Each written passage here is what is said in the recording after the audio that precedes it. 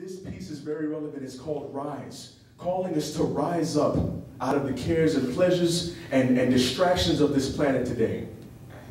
Here we go. These universities, societies, even families are under attack. Our natural minds under attack. Nowadays, temptations are holding back into some of these men out in the world today. They could be with Jill on top of the hill and they still ain't jack.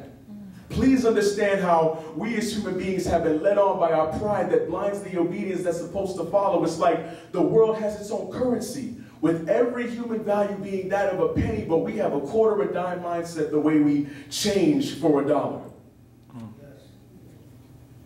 Ever since Adam, we've been decimated to atoms, walking around with the illusion as if we've been walking in the Garden of Eden today, grabbing fruit from every single tree that we see and just eating away with little appreciation of living, yet our flesh keeps us dying.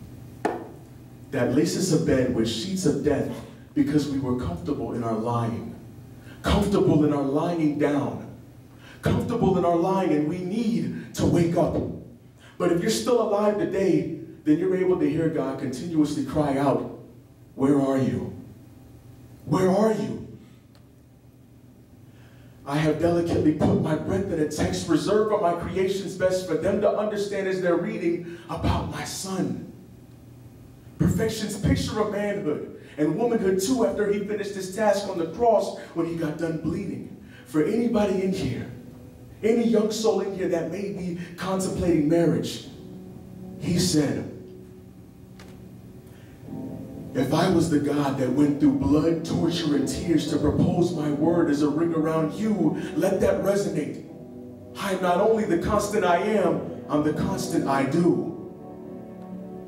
We as humans were not meant to settle for the minimum level when we know that there's a Most High who helps us to agronomically rise in every sense, because falling in love with God comes with constant rise.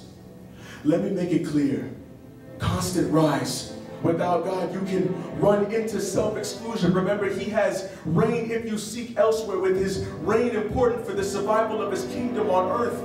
And his servant, Apostle Paul, says in Ephesians chapter 5, verses 13 and 14, "But all things that are exposed are made manifest by the light.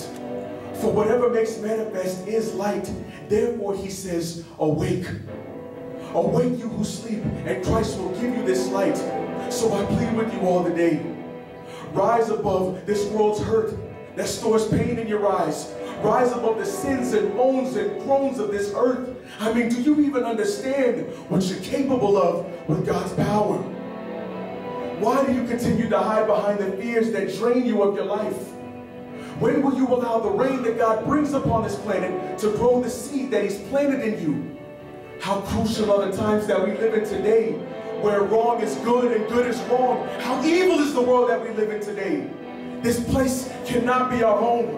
Jesus lived the most perfect life while rising above the temptations, above the trials, overcoming the mountains of his life, submitting to the heathen that were beneath him, living within perfect intimacy towards God. He saved me from pornography. He saved me from masturbation. He saved me and he adopted me into a brand new loving family. How gracious is our God. How merciful is our God. How thankful I am to be a part of you, Jesus Christ. Every single day, we take our Heavenly Father for granted when he offers such nutritious life. Jesus Christ, he would really look at some people as worthless as we are and still give his own very life, becoming sin in place for his righteousness. Jesus Christ, we don't deserve that kind of love. I know it's hard, but we weren't created to be defeated.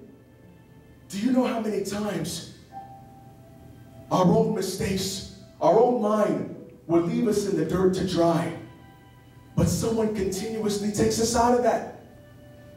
We've been planted, rooted in new soil. We were made alive by his grace.